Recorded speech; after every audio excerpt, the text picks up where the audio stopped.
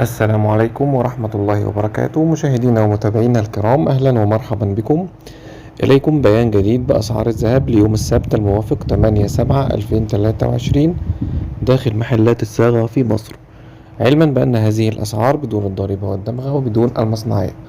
ولكن في البداية فضلا وليس أمرا، بندعوكم للإعجاب بهذا الفيديو والاشتراك في القناة وتفعيل الجرس على الكل علشان توصلك كل الأسعار أول بأول إن شاء الله.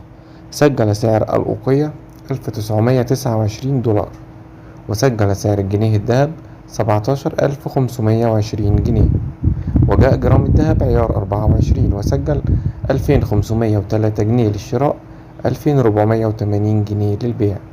وجرام الذهب عيار 22 2294 جنيه للشراء، 2273 جنيه للبيع.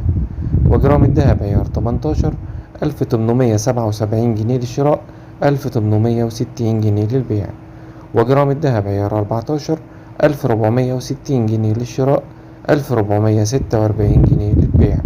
بينما سجل جرام الذهب عيار 21 2190 جنيه للشراء، 2170 جنيه للبيع. وأخيرا جاء سعر الدولار لهذا اليوم 30 جنيه 95 قرش للشراء، 30 جنيه 85 قرش للبيع. شكرا لحسن الاستماع، ولا تنسونا في الإعجاب بالفيديو والاشتراك في القناة. السلام عليكم.